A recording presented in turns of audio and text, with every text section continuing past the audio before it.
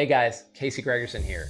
Today I've got something totally awesome for you guys. For the next 20 minutes, you're gonna watch me pitch none other than Pace Morby and Matt Sorensen, like Shark Tank styles. These guys are some of the best in the industry. I'm talking second to none. Stick with me on this, guys, because you're not only gonna see how I built out my companies, do my real estate deals, and why I spend so much time and have so much passion around investing in real estate, but I'm also gonna show you how you could be a part of this. Trust me, you're gonna wanna hear it. So grab a seat, grab a coffee, and let's dive in. Oh, Casey Gregerson, he's a badass. We appreciate him a lot. Casey, come on down. Casey Gregerson, you have the floor, my guy. Now, you are the last person of the evening. Have you learned anything from the previous contestants? Absolutely. There's many advantages going last, so yeah. All right, let's, Casey, you got the floor, my brother. Absolutely. Well, start off with gratitude to both of you guys. I mean, going back to working, I've worked with other people in self-directed IRAs, and I remember listening to your Zooms years ago, Pace, and talking about like what a powerful audience it was to do deals with, right? But like, how do you get in front of them? So I just wanted to thank you guys for providing this opportunity. It's a dream come true, and just kind of hairs on standing up on my arms for this opportunity. So thank you guys so much for that. Of course. Yeah. You bet. Okay. So kind of go into my story, my journey, right? So you guys see the first logo here, that's for Shell. So I started working with Shell back in 2011.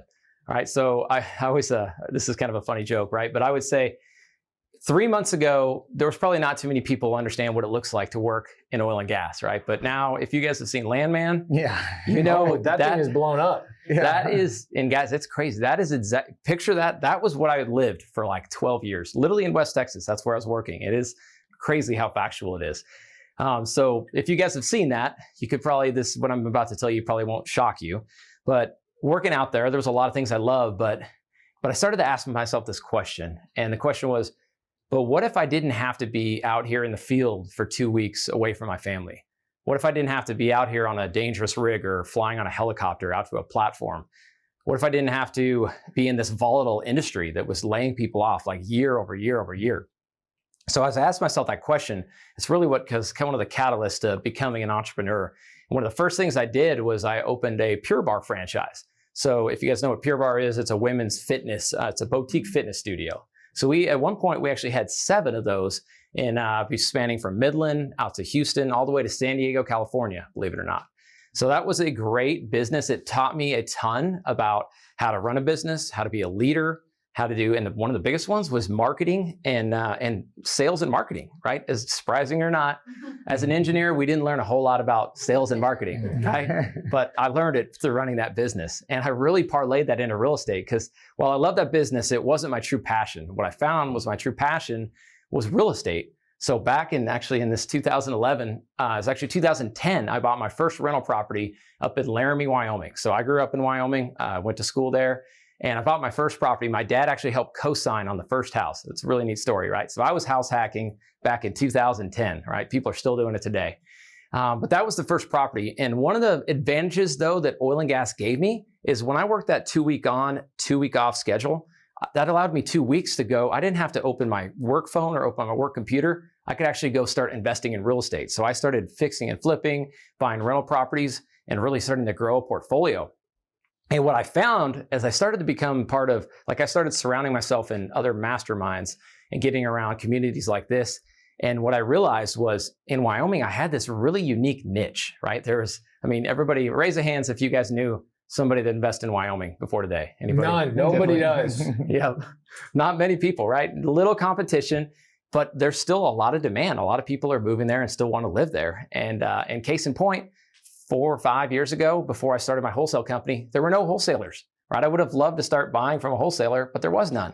So we started and went and built out my wholesale company, which today is WYO Houses. So now that helps bring in all the lead flow to us, right? So I got to look at all the deals first and figure out, hey, what is the best way that we can monetize this new lead, okay? So the other part is, I'm sure Pace will appreciate, we talked about earlier, is construction, right? So as I started to scale and do more deals, managing general contractors. It was a huge bottleneck.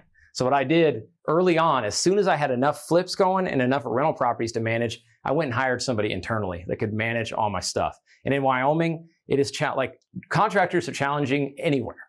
But in Wyoming especially, there's not as many of them. That actually creates a lot of demand in Wyoming because they're not building enough properties to keep up with demand, right? So what I had to do was I had to go recruit these guys. So today, as I show here on the slide, I have 4 different crews, and I don't think my other slide, yeah, I had a slide showing them, but I don't have it here, but I'll go back. But I have 4 different crews today that are working across Wyoming. Some of them are actually helping me out in Montana as well. But this is now my Revive construction company, and it's when I work with, or when I think about my business and when I think about working with other investors, this is one of the biggest game changers because, I mean, it gives me predictability, not only when it comes to budgeting and hitting time, but it's hitting timelines, right? Time is money when you're fixing and flipping. And when you're working with the GC, he's got 5 other jobs, right? But when I have my own in-house guys, I can decide, all right, this one needs to get done now because we need to hit the market. It's July and we need to get on the market because if we don't hit the market now, come August, September, this thing is going to be sitting. So having that control was big for me. Now, the third part of our vertical integration that I built was property management. Okay, so that first house I told you guys back in 2011, I was a property manager, right? I was house hacking, and I still own that property today, and I own 250 other doors. But these properties, guys, I'm still managing them today. But is it me managing it? No. Now I've been able to build out a team of virtual assistants. It's really cool, actually. They're worldwide, from the Philippines to Mexico. They manage all 250 units, like literally everything other than the boots on the ground, like repairs of the properties. They actually, so I mentioned I have these 4 teams now of contractors. They're the ones, if we need somebody to go out and look at a property, they're the ones that go out. And I didn't even mention this yet. I live in Houston, Texas, right? And I invest all over Wyoming, and now we do the surrounding states. But I do that because of the competition level, right? So building out this vertically integrated company took me about 6 to 7 years. And as I built it, I really enjoyed that. But what I really found about myself, as I kind of reflected, was I really enjoyed helping people. Right? I wanted to help more people get into real estate. And that's one of the things I'm most thankful that Pace gave me an opportunity to do, was lead problems to profits. So I approached Pace about a year ago on this to do this Zoom. And we went back and forth, and he kind of had some really good ideas and helped guide me. And we started it. And this has been such a cool experience. Every Friday we meet, and it's supposed to be 2 hours. Sometimes we're going 4 to 5 hours long because these students are bringing deals and we're calling people live, and they're bringing these problems, right? And we're turning them into profits.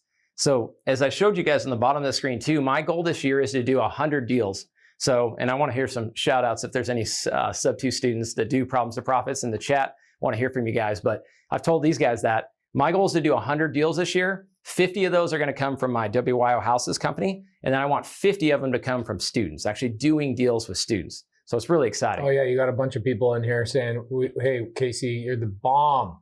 Awesome. Yeah, I figured that. I love it, man. You've created this awesome community, and just, it's so much energy working with those people. It's the best. It's honestly, the secret hack was attracting awesome leaders like you that we all span over the whole country, and we lead this amazing, the whole industry. It's awesome. Absolutely. So that's the first group I love helping. The second group is people that were the people that I worked with, right? And they're people, I think, that are listening today with self-directed IRA. People that they don't necessarily want to go build a vertically integrated company, right? Not many people want to go cold call. Not many people want to run a sales company. I mean, we're spending $40,000 a month in marketing to get leads. Not many people want to do that, right? And they definitely don't want to go manage contractors, right? It's plenty of headaches. Like, leave that to us, okay? And the third thing is property management. And it's been crazy after working with a lot of investors, how many people, like, it is insane to me how many people won't get started in real estate just because they're like, I don't want to be a landlord. I don't want to manage tenants, right? But now, because we've created these vertically integrated companies and birthed my fund, Bighorn Capital Fund, now we can give our investors the opportunities that I have now with a vertically integrated company. So you guys can tell I'm excited about it, but it's man, it really gets me going. So before, okay, so I want to go in, before I go into the pitch, I want to go just a little bit deeper into like how many people I wanted to help. So my goal, my Mount Everest goal, is to help 100 families achieve their financial freedom. Right? So why is this so passionate to me? I want to share my story, but I want to give you guys, go back to the question that I asked you earlier. Right? I asked myself the question when I was working in the field in oil and gas. I said, but what if I didn't have to be out here for 2 weeks and be away from my family? And I want you guys to ask, but because I think a lot of you guys are probably in this situation, but what if I didn't have to choose work or my business or my W-2 job or whatever? What if I didn't have to choose that before my family, right? That's why financial freedom is so powerful. And to share just a quick 30-second story of how I left my W-2 job 2 years ago, because it was the best gig ever. I was making $200,000 a year for Shell. I was working 21 straight days in the office. Like, I'm not in the field anymore. I'm like in the office, 5 minutes away from my family and kids every day, right? So I go for 21 days straight, and then I have 21 days off. So I'm working half the year. I'm Holy getting crap. best of both worlds, right? That's amazing. Yeah. But here's what Are they hiring? That's right. I know. I still kick myself. But here's the reason why, guys. I was working a 2 p.m. to 2 a.m. shift, right? And I was missing all of the most important stuff with my young kids. I've got 4 boys now, and one of my biggest passions is coaching them and being there for them. And I was missing all those games. And I'll never forget the conversation with my wife. I'm getting the chills right now. Is like, I'm not going to miss these. I'm not going to go back and look at my deathbed and be like, oh man, I'm glad I stayed those extra 2 years for Shell and missed all those games, right? It was super passionate for me. So I share the story with you guys because I had financial freedom, I was able to make that choice. And that's why I want to help 100 people be able to be in that same position. All right, guys, let's get into the actual offering today. So I went back and forth before I share the offering. I went back and forth between equity and debt because I actually have a customizable fund that allows me to do both. But what I finally settled on after much deliberation, going back and forth literally for about the last 2 weeks, Birdie knows, Birdie and me, we're bouncing back and forth. But what it came down to is what is simplest and easiest to understand. And really, when I'm working with these 100 different investors or people that want to achieve their passive income goal, one of the easiest way for them to get started, and this is especially if somebody's brand new to real estate, or maybe they just don't know me and they're getting to know me first, it's hard to go in and do a long-term equity deal, right? And you can do it, but you got to have some experience and you want to know your operator. So what has worked really well for me is getting those people and doing debt deals, because a lot of those people down the road, they end up doing equity deals first. So that's the one I wanted to share with you guys today and kind of roll through this, okay? So I want to keep a super simple offering and make it flexible. So what we do is we're paying 12% as a continuous offering debt fund. And it's a 25K minimum. Again, I wanted to make it low because there's just, I'm sure you've seen it too, Matt. There's a lot of people that when they get in where they want to dip their toe into maybe 25K, but they've got a lot more capital, right? But they want to get to know you and see that you perform, right? So that's why I kept my minimum low and we made it flexible. So my fund, you got to commit to at least 6 months, but after that, you could actually make a request to withdraw within 90 days. To give them flexibility, because I also find, and again, came from years of raising capital, asking somebody to go commit for 5 years and commit their funds. There's a lot of people who love it, but there's also some people that are like, hey, can we just do something a little shorter term, at least have that optionality, right? So that's why I created this fund, to have flexibility. We also do quarterly distributions and then timing. I've already got some soft commitments already now in Q1, and we're going to be launching this in Q1. And what's it for, right? So before we go to our case studies, why do I need this capital? Why did I design it? So I shared with you guys my goal to do 100 deals this year. So to do 100 deals, that's 100 different potential private money lenders or hard money lenders or different banks, right? We do a ton of creative deals. We do a lot of sub-2 flips, right? But I wanted to figure out a more streamlined way to do this, right? And that's why I created this fund, to where now we can bring in multiple deals and actually cross-collateralize them and do multiple deals at a time. The other kicker was I've worked with banks and I've worked with private money lenders and hard money lenders and created a lot of relationships. But back to the goal of helping 100 people, if I can be giving those people 12% versus giving it to some hard money lender, right? Or some shark of a hard money. If you guys have worked with some hard money lenders, they're tough. There's some good ones and not so good ones, right? But I would rather give that to people that I'm actually helping my passion of helping 100 people. So that's why I thought it was a true win-win to be able to bring people in that could invest, and I could start to cut out some of these hard money lenders and ultimately hit my goal of doing 100 deals this year. So with that, I want to go to you guys, the case studies. I'm not going to go too deep here. I actually shared a QR code. So anybody who's watching right now, if you guys go to that QR code, it's going to take you to our website, right? And when you go to the website, you can actually go see our track record. And this is one of the favorite things I like to share with our new investors, right? I'll click on it now so you guys can see it.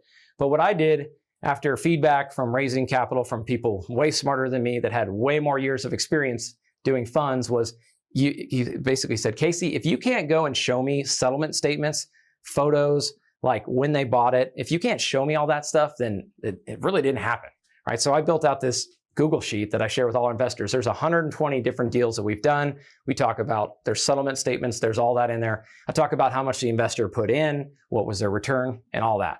So that's a really good resource for you guys to go check out. I'm definitely not going through 120 right now, but it's a resource you guys have. And if I go back to my case studies, I've got a couple other ones. These are other ones I've done in my fund. One's a debt, one's an equity. And the reason I'm putting them out there, and we can dive into them if you guys would like, but I wanted to put them out there because at the end of the day, I want to just connect with more people who are, like I said, I want to help 100 people achieve their passive income goal. I want to start that conversation. And if that starts out by investing in our debt fund, great. But a lot of the people, they want to go and look at an equity deal. And if you guys want to look at that together, I'd love to. So with that, I'll open it up to questions. That's phenomenal, by the way, the case studies. What a great hack that very few people actually do. It just shows that you care about your track history. It also shows that you're an engineer because, you know, it's so, I mean, bro, that's so good. That you have addresses, settlement statements, legal docs. Here's the thing. Here's what the investor got. That kills so many questions. Kills so many. Absolutely. Yeah, is that, it does track to those verifiable documents, that thing, so I can click that and view a doc. Bingo. Go right to the settlement statement. It's like a vault. And like, yeah, I'm a spreadsheet guy. And that was with the Bison deal. Last name is Bison, but it's called Bison. Yeah, because people can't pronounce, even if, and American, I saw the animal, a bison. Yeah, it's because everybody calls the Bison family the Bison family. Yeah. So they just decided, let's just lean into it. I get it. Okay. So I just want to make sure I wasn't, getting it wrong, guys. But yeah, but the Bison, right, they have like a data room basically, or where all the diligence stuff is you log in. You've got a fund in a different way, but it's going to source this because that's so big. And that's what a big institutional fund does. If you're a big person, if you're a big boy raising big dollars and you're trying to go to uber wealthy people to go get it, they expect to have this data room. They expect to diligence it. Yeah, they want to send it to somebody to say, go through all this kind of stuff. Yeah, go find the settlement statements. Here's all of our stuff we've used to base this on. Our track history, our methodology we used, our assumptions we made, validate who we are even. Like it's all in there. And I think for on the investor side, anyone doing that, that's a lot of people are like, well, how do I do due diligence on someone? Well, ask them for this. They should have this in a fund structure. Now, maybe I get the cash partner deal, I'm not going to expect this. Or even in a private lender deal, I might not expect it. Somebody still wants some track history, but where you've packaged it all together for an investor to oversee, to look at is freaking awesome. I love it. Yeah, just real quick. Some people have the same question I had in the beginning. I now figured it out, but they're saying, are you investing in fix and flips? Yes, great question. Both, right? So with this fund and with this debt, it's primarily going to be fix and flip, but I could also go, I find numbers. I wanted to share this rule of thumb for people because trying to figure out like what's a good deal, what's not. It's called the 1% rule. Like if the monthly rent divided by the total purchase price is 1%, it's typically going to be a good cash flowing deal, right? And nowadays, you really can't find those, right? They're hard to find. They're hard to find, right? But we still, because again, Wyoming prices are a little bit lower, but they're still strong rents, we're able to still find deals like that. So the reason I share that is we can actually still make a deal pencil paying 12% on the back end. And that's how, to hold. Yeah, exactly. To hold, right? So say because the reason I wanted to be continuous and have multiple deals is I've been doing this for years, right? And I've thought about the timing of like, okay, say you finish a flip, now you got to put that money back to work. But what I found is when I'm working with my private money lenders is we're almost always putting them immediately into another deal, right? To where we're trying to, it's a little bit of a puzzle piece, but we wanted to put them immediately into a deal. And I've just moved other properties where, okay, I've got good equity, for example, like Pay said earlier, like on my house, it's gone up in value. And I've got a couple actually properties where I'm doing medium-term rentals and they perform really well. And they have really good equity. So quick numbers, house, I owe $500K, house is worth about $1 million now. But the thing's cash flowing, or it's making about $7,000-8,000 a month as a medium term rental, right? But I've got a 2.75% loan, so I'm not refinancing to get that equity out. No. So what I do is I'll go put somebody in second position, and I'll go up to maybe 70 or 75%, but it still services. Right. And the reason I'm sharing that is we'll do that same model within this fund. If it'll still pencil as a buy and hold, then we can move it in. Okay, and this is for accredited investors only? Yes, good point. I did not cover that. It was on the slide, but I didn't say that out loud. Yep. Okay. Let me ask this. So there's the debt fund, and this is a separate fund from the equity fund. That's another pooled vehicle type thing. So you've got the debt fund. If I go into it, let's say, and I want to do $100,000 into it, I'm getting a 12% annual rate of return. Yep. Now, the fund is paying me that 12%. You take that debt fund and lend it to your other entity that owns the property. Correct. Who enters into a note and a deed of trust. The debt fund puts the mortgage or deed of trust against your other entity that owns the property and doing the flip. Is that how it's going? Exactly. Okay. Yep. All right. Okay. This is good. And so now you are the borrower, so there's a conflict of interest here a little bit. Absolutely. Okay. So how have you thought through that? And this is common. Yes. So this is just like there is an inherent conflict of interest though. Yeah. Absolutely. Yeah. Because I'm the manager of my LLC that's doing the fix and flip. Right. I'm also the manager. On the flips, and I'm also the manager of the fund. Right. Right. So that's where it comes down to the underwriting and them seeing how we're doing it and them counting on. And again, that's why it's a fund, and there's trust in my track record that I'm going to do the right thing. Yeah. And I'm incentivized to do. I mean, there's obviously no incentive for me to go and default. Right. And it's really based on the underwriting. So I have my PPM, right, like any other fund, but with my customizable fund, we have deal disclosures on the deal level, right? So, for example, this Lilac Way was a deal we did in the fund, and it has its own deal disclosure. It was also secured with the deed of trust, right? But this one it'll have multiple deeds in cross-collateralized, right? But in my deal disclosure, I outline what are we buying, right? We only, for example, lend up to 75% of ARV, right? And it's really, we're treating it like a hard money lender, right? Yeah. Would. Yeah. And so what would happen like in this scenario where you have to go short, like a deal goes, the amount that the fund has lent to your operating entity that owns that property is the debt is more than what you can sell it for. You're upside down, basically. Yeah, exactly. Does your operating company still owe on that? I presume, and would still be responsible for they lose the security, but did they sell it short? I don't know if that's addressed in the docs or. Yeah. So maybe to explain it. I'm always worst case scenario. Absolutely. Guys. Okay. Yeah, absolutely. If everybody's making money, nobody cares about this stuff. Yeah. And I compare it to doing just like one deal. And there's a lot of people I work with, Matt, right? That they just want to be one deal because if it goes sideways, they want to be the ones stepping in and being able to save it. Yeah. Right? But the con to that, and it's because I like what you're doing. Don't get me wrong. And so please, everybody know this is like lawyer math, and I'm like, because on the one hand, and I'm on this side too, when I'm private lending the money at 12% interest, is then you close the deal and you send it back to me and it sits in my account for a month. Yep. And I'm like, damn it. Yes. I lost a whole month. Yeah, then you're not really getting 12%. Either. Your effective rate of return is like 9.5% because you missed out on 3 months of return or whatever. Exactly. But I like that I had control on the deed of trust or mortgage. It made me feel a little more safer. Yes. But over here in the debt fund model, where almost all of those have this conflict of interest issue, it's just not how you've structured it. It's just how those are done. Pretty much. The person raising it is lending it to themselves or their friendly entity. I am one step removed from the lien, and you're in the middle there. So there can kind of be that conflict. So that's what I'm trying to just get a good feel around, and I think that would, like if I'm advising a client, and even just for myself, because I'm thinking about your deal and doing it, is feeling good about that. Yeah, and I think it's the cross-collateral, right? Like if you go, because you ultimately, Matt doesn't want to take this property back, right? He mentioned earlier about the return on hustle. Yeah. He does not want to take it back. No. So, and you do run that risk if if it's a single property, we know, and fixing and flipping is inherently risky, right? So you could play both sides, right? The one side is I could step in, I got more control. On this side where I'm doing it, you can't do that. I think the other counter to that is now we're spreading it across 5, 10 different properties, right? There will be some inevitably probably that don't go as well, and I'm going to have to cover those, right? But I'm also going to have ones that go really well. But at the end of the day, my borrower, the borrower, which would be my LLC, the flipping company, right? I keep all the upside. And the reason why I love, Pace talked about it earlier, right? When you do enough deals and you could borrow in debt, I want to keep the upside of my flips. So there's some flips I'm going to crush and we're going to make 50K. There's some flips, and we've lived it. I could point to some that have still happened in the last couple of years where I broke even or I lost 10K, right? But I'm still paying that 12% no matter what.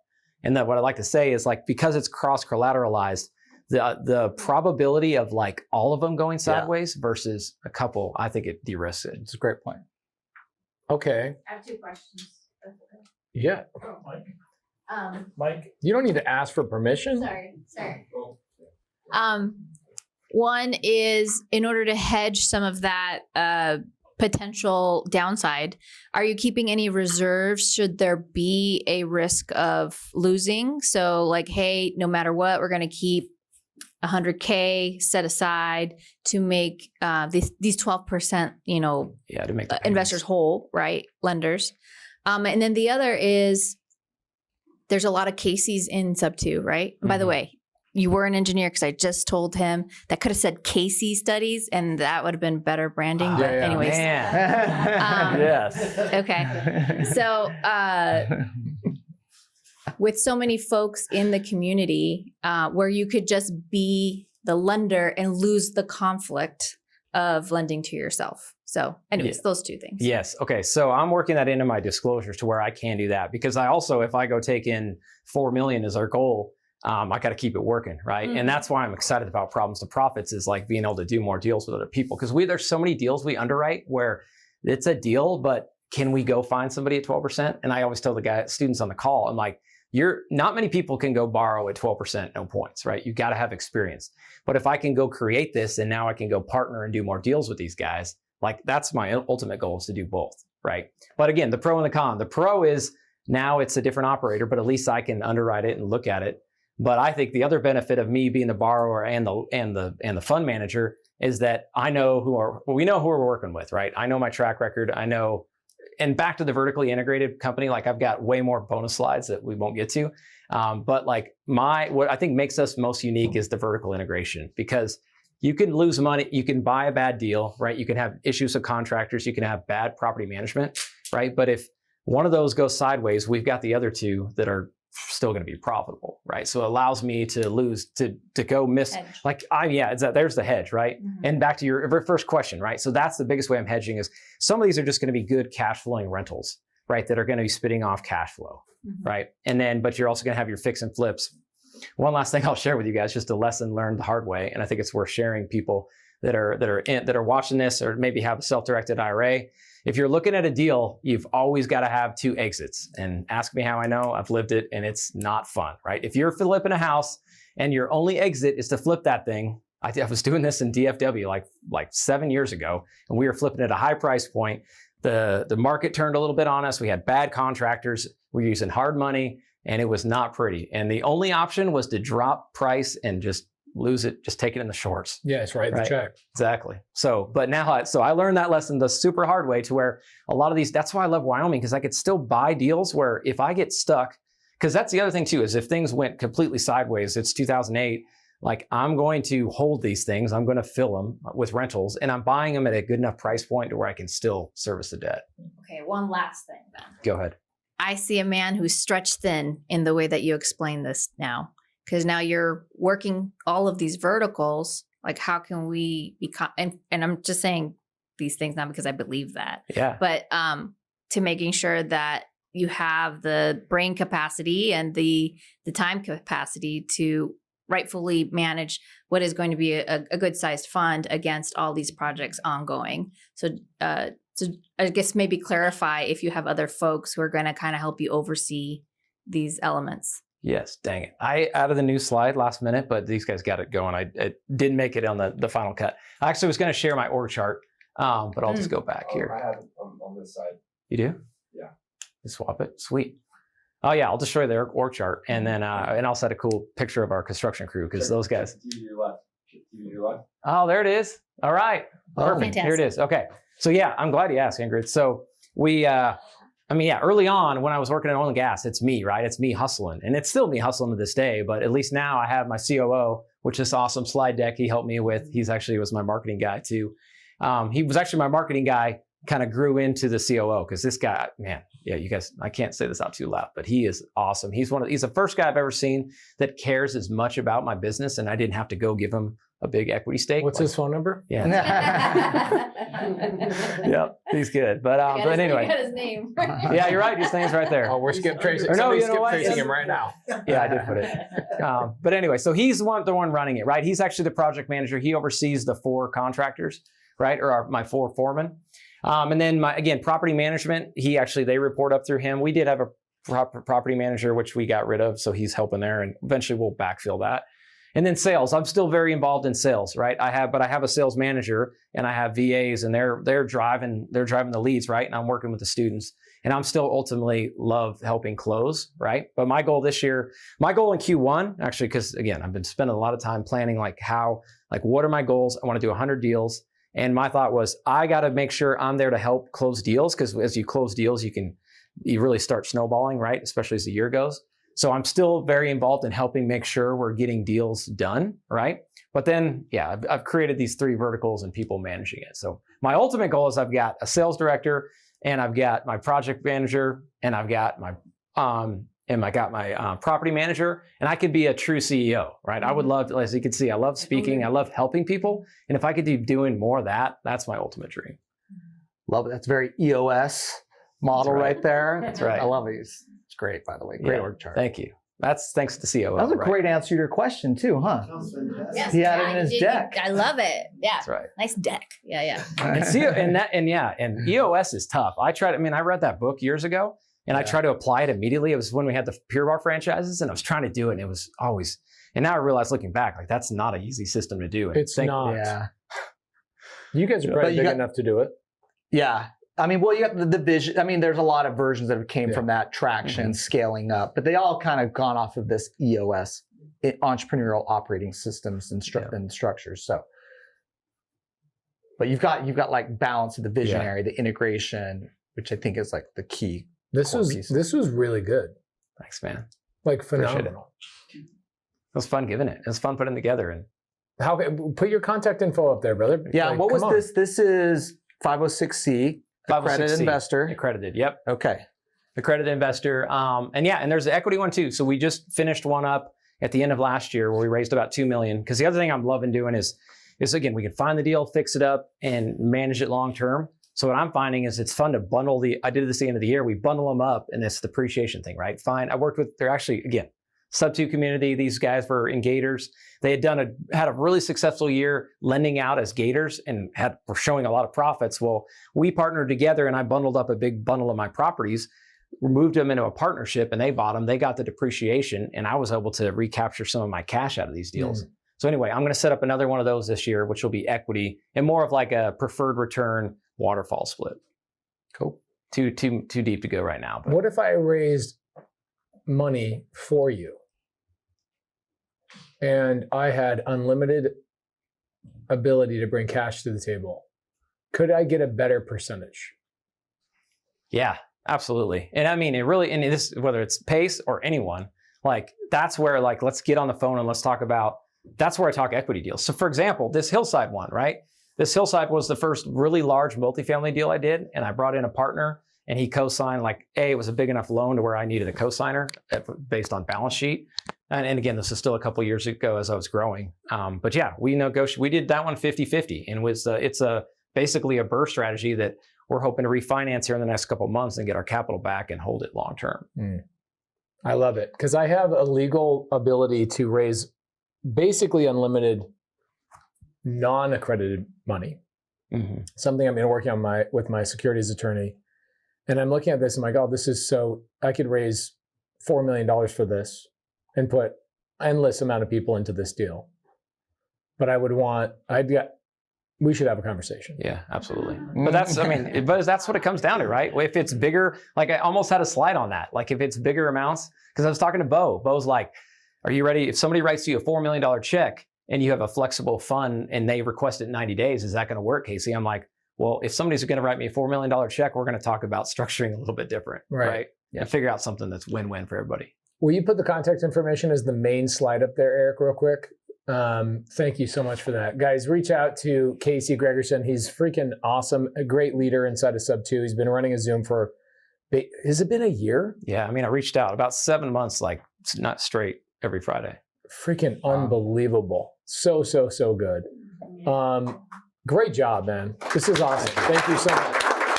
Casey Gregerson, everybody. Thank you. Hey guys, I hope you enjoyed that. Most of all, I hope you got insights into exactly how I have built my real estate business, and more importantly, why I do it and why I'm so passionate about helping other people with it as well. As you can probably imagine, after recording this call live in Pace's studio, I had a ton of people reach out to me and book calls, including Pace Morby and Matt Sorensen themselves. If you're interested in taking that next step, click the link below and book a meeting, and let's get on a call and let's talk about how we can work together and I can help you be one of the 100 people achieve their passive income goal.